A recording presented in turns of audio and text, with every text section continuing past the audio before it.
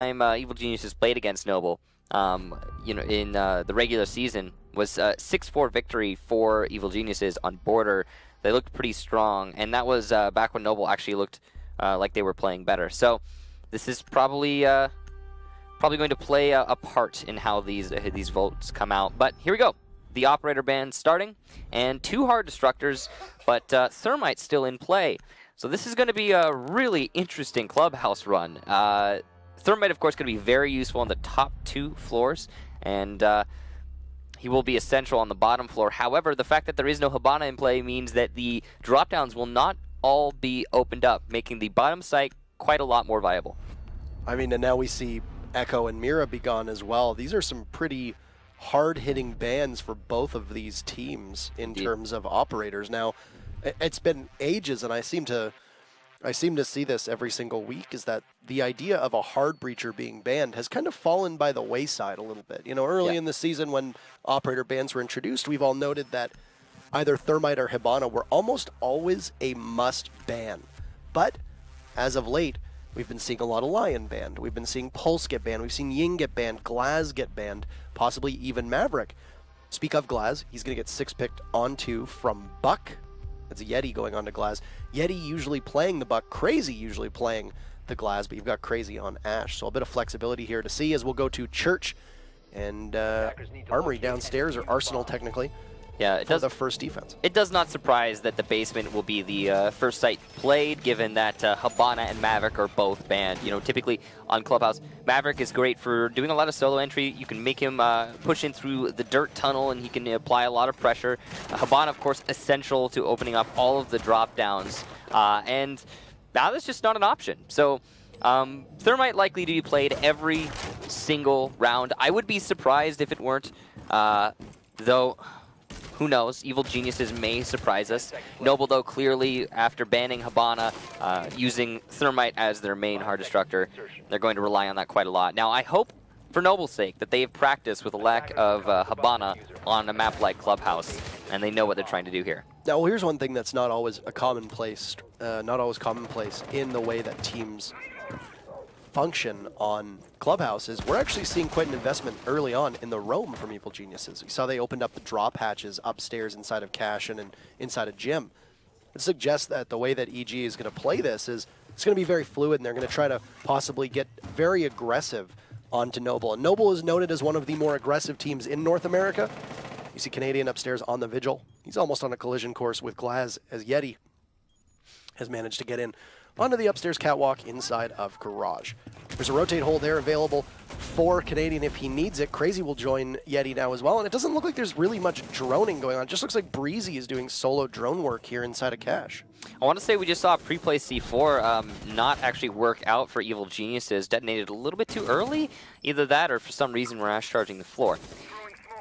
E1D will be used here to force these roamers to stand still. MVK is going to get a kill despite the E1D, though. So great positioning from the Jaeger, and a nice snappy shot onto Yeti. MVK clearly on point right now, almost getting a headshot onto Crazy as well, but he will at least stop the Ash from pushing through construction door. He comes a hair away from picking up a 3rd kill. He's going to go for a 4th, but not be able to capitalize. Breezy, the Thermite inside of Gym, will walk away with that frag, and it will free Noble up of the worry of this aggressive roam that we saw at EG. Now, bear in mind, Canadian was up there backing him up, but we'd seen very briefly that Canadian had fallen off the beat, gotten a little bit closer to sight, and was instead playing towards the main floor to try and kill time. There he is, sitting inside a strip club, holding an angle to see if he gets droned out. This is a great position to be. If they don't bother to drone out strip, which at a minute left, it's kind of unlikely that Noble might actually get that surveillance on that part of the map. Canadian could catch them as they start to get down the main stairs. That's exactly where Breezy and Crazy are situated. They're about to head down the stairs on the main floor, and Breezy inside of the main part of Bar could possibly be fodder for Canadian. Yeah, despite the C4 missing inside of security, it will not matter. Evil Geniuses have done their job on the roam. Canadian, though, very exposed, and he will go down to Crazy, who just dry peeks into Strip Club. That is a dangerous play, but with so little time, as you noted, it is important to commit yourself to them. And that was Canadian also missing most of his shots. That should have been a kill for him. He had the drop on the Ash ever so slightly. Got out-dueled with the ACOG from Ash's R4C. It just ended up being a situation where Canadian couldn't land the shots he needed. So the gap has closed in a 3v3. Geo situated looking towards the main stairs. They know that the hatches are not going to be blown apart, but as the Lion goes out, Geo still gets aggressive, takes out Crazy, gets traded off by Breezy. Necrox is there to frag out onto Acid, leaving just Breezy last man up. He's going to have to go for a defuse as the Thermite will need to stick to plan, and he's very exposed. Necrox tries to get the kill, but Young manages to get it first. Everybody from EG putting in the work that is needed here, and they'll take round number 1. Pretty decisive round there for Evil Geniuses. Much of it was due to the roamers upstairs. So much work put in there, and it definitely did pay off. You know, Canadian in Strip Club just seemed like he was overthinking the situation a little bit too much, maybe trying to come off the angle at the worst possible moment. But that does happen, and it didn't matter in the end because he did manage to delay the round for oh so long. Now, because of that, Noble were forced into a no-holds-bar push in through the Arsenal, which was extremely dangerous. They had to cross the main hallway, which did leave them exposed to some fire from Necrox holding the angle. And then once they actually got into the site, Geo was there to meet them, and there was plenty of anti-plant in hand. So, great job to Evil Geniuses reading that play from Noble. I feel like Noble just being pushed into every possible worst position for that round. So it looks like we're going to need a rehost as there was a disconnect within the first 15 seconds as per the rules. So we'll head in a bit of connectivity issues there. We've seen Lion 2 rounds in a row now. So we end up in a position where Lion remains unbanned. I would suspect that both these teams are going to probably run Lion all the time. Whenever Lion remains unbanned, we see EG trot him out. Now 2 rounds in a row that we've seen from Noble. Obviously working to try and freeze them in place, but a bit of a conservative usage for Lion in the first round. Usually a lot of teams, when they read that there's an aggressive play from the defense, pop one early, try to pin them down, work in coordination with your drones. They pinged NVK and they knew his position for just a couple minutes or just a couple seconds, but there was no follow through, and that was when he was able to get those 2 kills playing inside a master bedroom. Could have possibly popped one of the Lions gadgets early on, and then you found yourself in a really advantageous position with a numbers advantage. I think they were just a little bit they just weren't aggressive enough. I mean, we talked about how Noble is very aggressive, and they were trying to push the tempo, but unfortunately they were a little bit slow. Evil Genius is also able to adapt to that aggression readily. As soon as they started feeling pressure, it was rotation, rotation, rotation. NVK stayed behind on the top floor because he was stuck inside of the bathroom, and he was just figured, hey, I'll frag out a little bit, help my team. But the rest of the roam just fell back because they read that push from their opponents. And the tools that they were attempting to use to slow down and actually, you know, hurt the attackers, you know, like that C4, the pre-play C4, the barbed wire and the rotation hole made from office into construction doorway, these tools, they did not bear fruit for Evil Geniuses. However, it didn't matter in the end because Evil Geniuses was able to read the room. They were able to determine, hey, we need to fall back. This is the time to fall back. And Noble just could not clamp down on it. I think there needed to be somebody to catch rotations, possibly a quicker push from Noble, maybe in through the pool table or billiards, as it's referred to, and cut off the main stairs. You know, there's options, but Noble was a little bit focused on clearing from the top to bottom, and because of that, they left the rotation open, and Evil Geniuses was able to just center all their forces and end the round. I mean, I am a little impressed that Noble did read to check Strip Club. It's, you know, it's a 3v4. You've got a minute left. You're pressed for time. You've got one singular hard breacher who's also carrying the diffuser, as we would expect. You've got 1 minute to go. You need to actually clam down the site. You've probably got very little info on what's going on the site. Very easy for a team to overlook Strip Club. Very easy for a team to possibly overlook Stock or Blue as well if somebody had rotated through Blue. So it's a good call for Noble to have been able to get that info and give it to Crazy to get him to peek. Yeah, I honestly think that was just Crazy making a call on his own because we didn't see very much drone presence by the Strip Club. It's possible that they did drone out Canadian. It's possible maybe they saw his visual ability through the walls. But I think it was just Crazy saying, hey, I'll check Strip real quick. Just let me peek into it, see what's over there. And if Canadian hadn't been playing so very exposed, if he had maybe just been behind the strip wall, you know, the half wall, or if he had been playing behind the bar, it's possible that he would have been able to stay alive for another 30 seconds and waste even more time, maybe get a late flank in. It was unfortunate timing for Canadian, But that's the beauty of it from Evil Geniuses. Because they played the roam early so very well, it didn't matter. Right. That Canadian got dispatched so easily. They got the advantage from NVK's 2 frags, wasted a lot of time, and I think Canadian transitioned from the I'm going to waste time to I'm going to wait until time is out and then be able to pounce upon them as they're getting towards the site. I think that's the way it was set up, because if you looked, the other members of EG who were on site were very much passive. They were not aggressive. They were not taking engagements. They were not trying to take fights.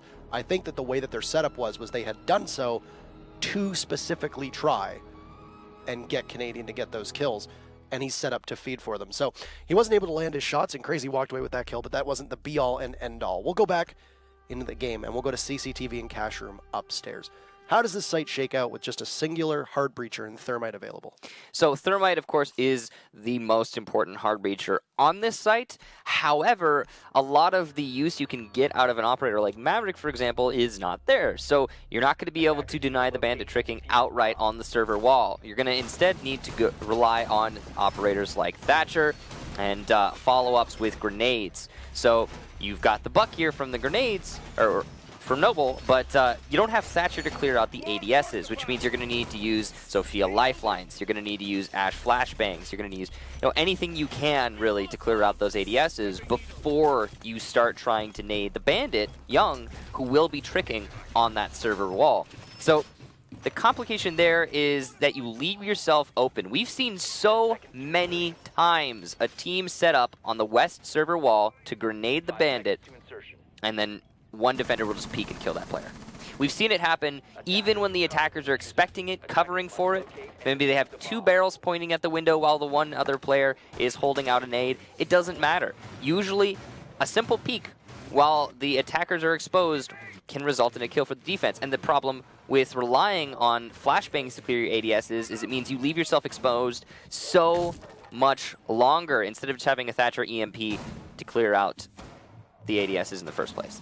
I suspect one change that we're going to see with BC's departure from Evil Geniuses is that NVK is going to play far more aggressively than they'd been using him previously. It's possible. I know that you've specifically been pumped at the idea of him coming back to an Ash play on attack, but here we have him on Jaeger, and he just already was wreaking so much havoc and just in that first round. He's going to get droned immediately playing inside of that blue, top of blue stairs. Acid will lose his drone and see if the Jaeger is going to get aggressive and possibly peek. That's a good read of NVK's style of play, but NVK will fall off and head back downstairs. There was also a possible pinch setup by Crazy as he just wanders in through the front door and looks all the way towards Bar. First gadget from the Lion will come out to try and hold everybody in place, and Young will get found and punished. The Bandit goes down from below. Excellent read from Noble and great usage of the Lion to take care of the Bandit. Necrox will return fire, and using the shotgun through the corpse of his teammate will manage to net a kill for EG, and it'll be 4v4. He's eaten a lot of damage, but taking out that buck means that they're not going to have to worry about too much more vertical pressure from below. Breezy looking to thermite the wall. He will actually lose a decent chunk of HP. The call has been made that the reset is happening, it seems, at the top of these cache stairs, but Breezy unable to land the shot. You can see from below, Crazy going to Ash charge those Bandit batteries, allowing for the thermite charge to detonate. It's a great job there, not relying on the grenades as it seems, instead just trying to take from below. That is an undervalued, I think, part of this site for any attack, and props to Noble for reading the opportunity there and seizing it. I think it's likely that you'd have somebody roaming to try and make it so that you couldn't just go underneath an Ash charge, right? I think that's part of what NVK's job was to do, but that's okay. He's still down below. Right now, it looks like he's playing an oil pit. He'll rotate through the garage. A lot of teams are not attacking this site through garage the way we used to see. When Clubhouse first emerged after its change, a lot of focus was put on garage control. A lot of teams have now managed to work around that and use master bedroom in construction, as we see right now. Oh, a beautiful read from Geo. And he'll behead Crazy, as Crazy tried to look through the doorway into construction and will not make it quite anywhere near where he needs to go. Second line gadget will go out, and there you also have a thermite charge going off, but Canadian is able to take out Acid, and it's a 2v4, and that favors EG with just under 10 seconds to go here. Just about 10 seconds. Toxic Babe from Necrox will get tossed out. He got reset earlier on in the round. And Geo will pick up his second kill onto Heavy. Breezy right now sitting choked off by smoke with no time left on the clock. Geo will pull out his pistol, and Breezy knows that that is not a high impact frag for Geo, but a 3K from Geo to seal things off, and that's 2 in a row from Evil Geniuses. solid defense there from EG. Noble used their tools properly. I have to, again, give props to Noble for clearing out underneath the site so effectively, and then opening up the bandit batteries to server wall, allowing for that crossfire. However, the rotation to construction seems a little foolish. They hadn't put any work into clearing out construction or any of the obstacles therein, and they didn't have information on construction. So with about a minute left, you're making that rotation call, and you're basically starting the round again, especially after you've made so much progress opening up the server wall. Why not commit?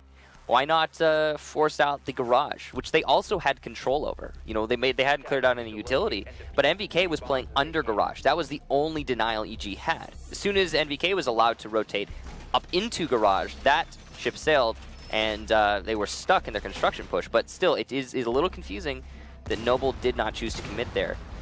Canadian was also playing, I believe, the Maestro in garage later in that round. He rotated in and was able to shut down the server wall in the end. So I don't know. A solid defense from EG and just an interesting rotation from Noble will cost them. There's been a number of teams that have decided to forego, especially in North America, have decided to forego attacking that garage. Cloud9 did so at DreamHack. I feel like Cloud9 played this map in an excessive amount of times in Montreal. And almost every time, it seemed like they were trying to come up with a way to avoid contesting the garage. A key reason is that one of the best teams, I would say, in North America at holding down the garage has to go to Rogue, especially with their play with Mute and Jaeger's gadgets being applied on that catwalk and then easily up there with the Maestro. Very, very difficult for teams to be able to get around that. And I think that's when we started to look for alternatives, and that's when construction became the place to go. Now look at this. NVK inside a strip club. Looked like he was going to be able to find a fight that he wanted, but off-site, it's Necrox as the Jaeger this time around, as NVK is playing the Legion, who will be the first casualty. Yeti getting a big kill to open things up here on Gym and Master Bedroom.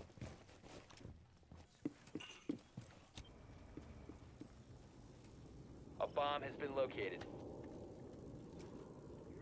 Evil Geniuses have a good amount of control here in their own site, but about nothing else happening right this second. It's a slow take in through construction.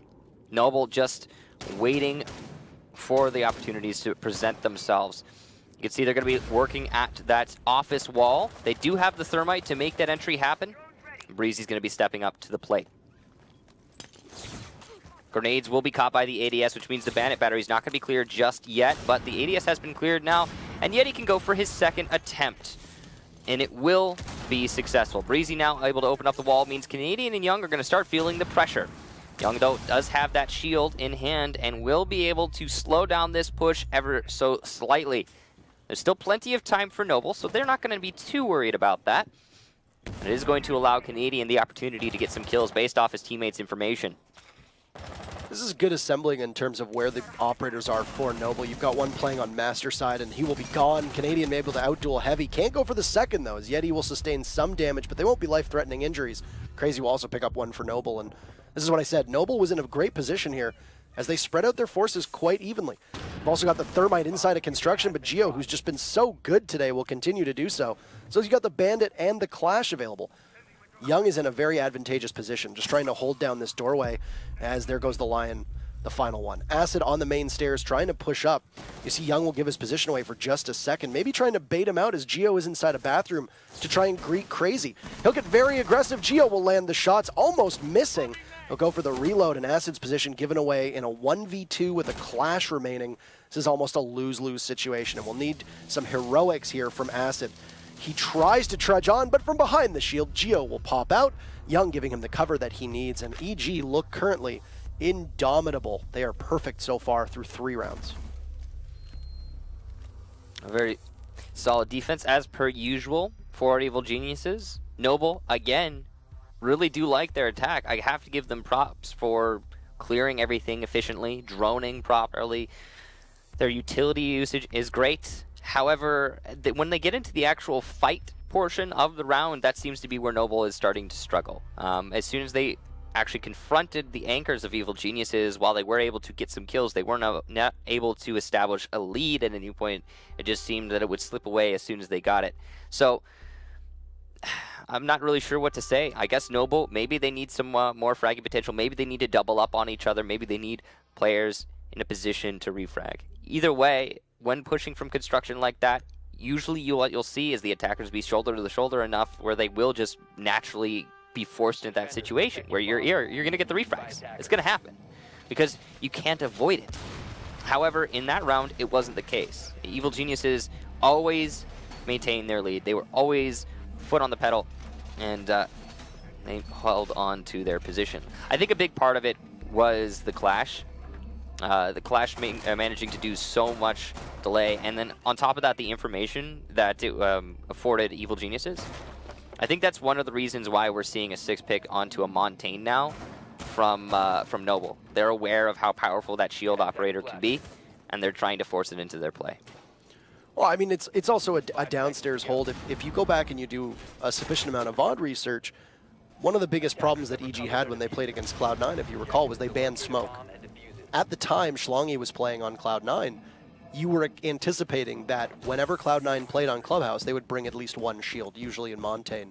And it ended up being almost the kryptonite for EG, who'd been looking pretty confident as a team overall, because they lacked a suitable counter for a shield operator. This just could also be in conjunction with that. EG just, Young having a great degree of difficulty opening up that small hole in the wall there for a second. This could also just be Yeti and the rest of Noble being able to counter something that we know that EG is particularly susceptible to. Also, for just a second there, we saw Canadian prone inside of Office, looking at the hatch open above him, possibly waiting to see if somebody will drop. As Vigil with his gadget on makes it difficult for his position to be spotted.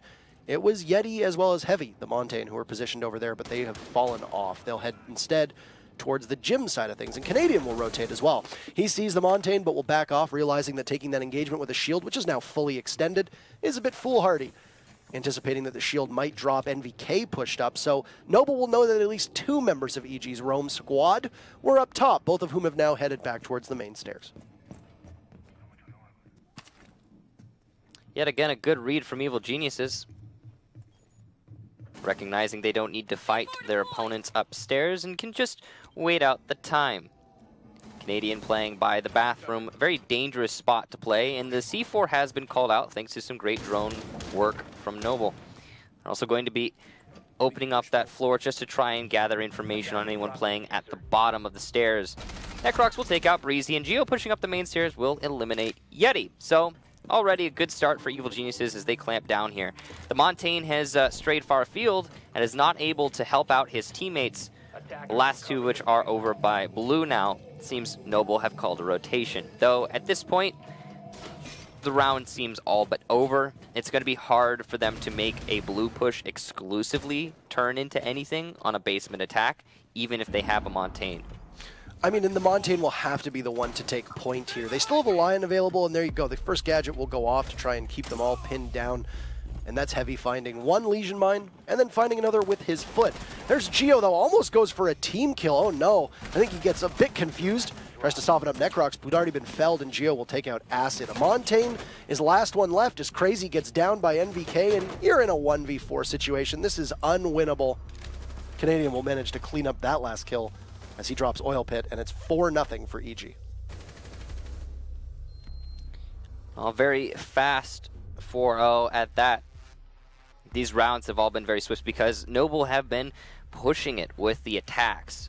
And again, I have to commend them for some of the efficiency in their attacks. However, in that instance, not so much. The roam clear was pretty lackluster. They did not account for a push up the main stairs, which is a very typical push. In fact, you know, you could say Evil Genius is employing some very standard strategy there. You know, if you can call it strategy, just pushing up the main stairs like that. That's just, hey, I'd like to get some kills now. And Noble not locking these things down is clearly a flaw in their attack. Not only that, though, they also failed to clear out Strip Club yet again. While, you know, they did manage to get it the first time, it was too little too late. This time, they didn't get it at all. So, I think a little bit more of a thorough roam clear from Noble would be great. The main thing I keep coming back to here is Noble needs to be cutting off those rotations from the top floor. They're allowing the Evil Geniuses roamers on the top floor to just fall back with relative ease. I know that at the start of the broadcast, I said that this typically tends to be a bit defender-sided, but not usually this lopsided. By my count, there's only really been one round where Noble came close to being able to pull off what they needed to do. It's been a pretty slow start for them, and honestly, a bit of a lackluster effort from this team. I mean, as you said, they're just kind of pushing, and it's biting them every single time. It doesn't look like their entry coordination is where it typically is. You know, the Noble of old, you would see Yeti pop in and manage to pick 1 or 2 people up because of Noble's ability to get in the building so quickly. It's not the case here at all. They keep entering in areas where either there's nobody from EG for them to be able to get a pick on, or they entry expecting nobody to be there, and then they get jumped upon. It's one or the other right now. And yeah, Noble still has an opportunity when they go to defense to possibly bounce back, but they're already in a pretty big deficit, and if Evil Geniuses walks away with this round, it guarantees at least 1 point for EG.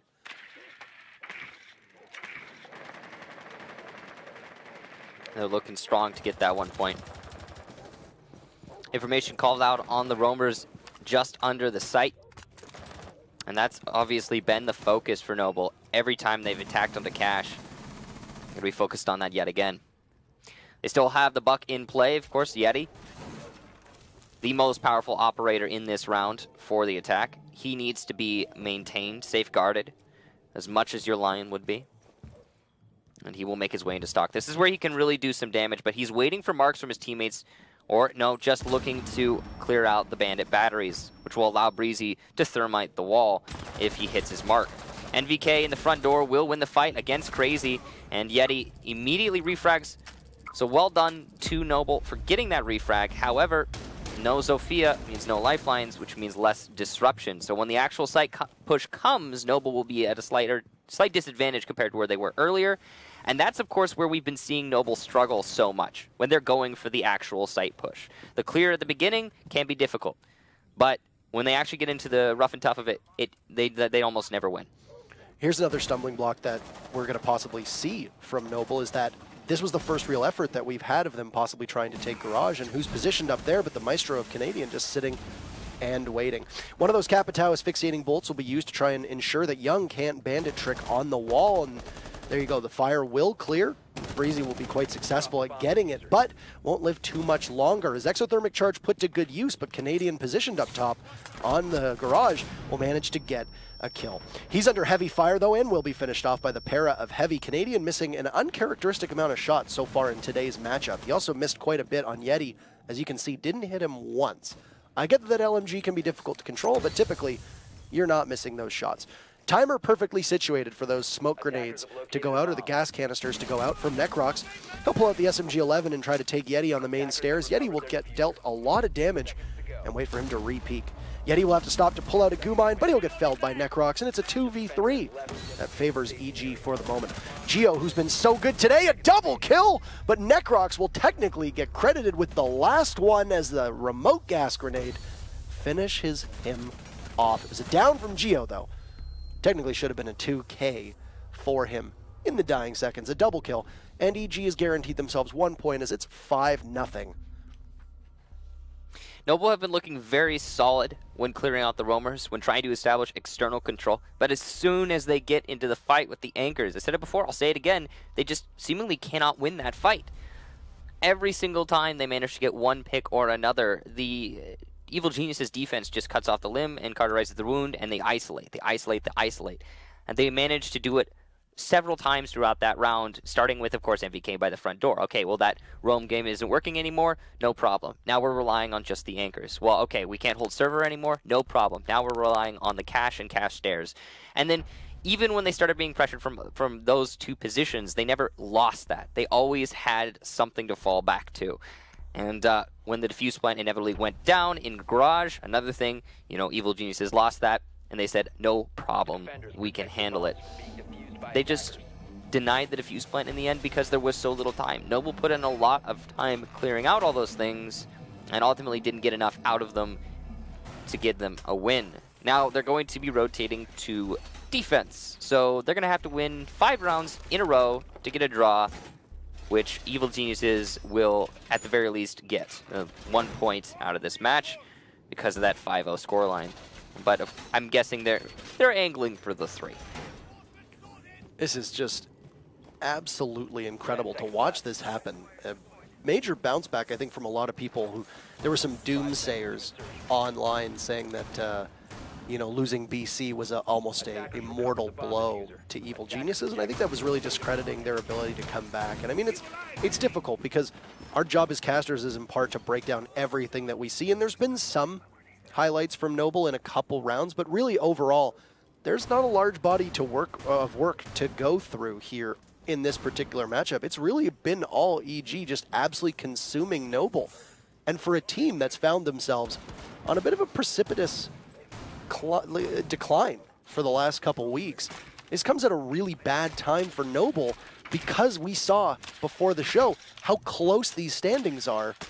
Walking away with 0 points possibly for Noble puts them in very dangerous territory, especially given that, what, 5th place and 8th are separated by 2 points. That's not even one win. I mean, Noble hasn't just been on a decline for the last couple weeks. They've been on a decline for the last 7 weeks. You know, they've been losing and drawing pretty heavily for quite a long time. They haven't managed to make anything really happen, and I got to be honest, I'm not so confident in their chances here to get even a draw. I mean, of course, they can't win at this point, but 5 rounds in a row against Evil Geniuses, can it happen? And on the note of BC leaving Evil Geniuses on the fact that they, you know, had to rotate their coach back into the main lineup, I honestly, you know, these are all the highest caliber of players, and I think, you know, they're going to be able to make it work no matter what. And it's clearly they're playing very strong here today. So you've got NVK on Zofia situated on blue. He'll take out one of the Evil Eyes from Heavy, and then the Thermite charge. Both exothermic charges from Necrox have now been used. One inside of Stock, the other, as you can see, inside of Bar as Necrox rotates over towards Moto. NVK holding an angle on the bottom of blue, just watching to see if anybody from Noble is going to be unwise enough to pop their head up and swiftly have it removed. But for the time being, just an immense amount of patience. You can see the silhouette of Crazy as the Jaeger plays down in blue. And Yeti will get the very first kill. He'll pop up and down Necrox, the Thermite, who's managed to get those 2 exothermic charges off, which was a boon, but he's going to find EG at a numbers disadvantage. Here comes the push setup. For the first time, Noble look poised to win a round. They have the man advantage, they have the positional advantage, and look at the time. So little left for Evil Geniuses. Canadian well set up to push in through the Moto door. He doesn't really have any other options besides possibly the hallway, but that's dangerous. And here it comes. NVK coming down the blue hallway. Geo with the cover of his smoke will take out Breezy, and the defuse plant going down inside, just outside of Moto. Young also gets Heavy, Geo on acid, and it's just a slaughter. Evil Geniuses take full control of the round, and it's all over, 6-0.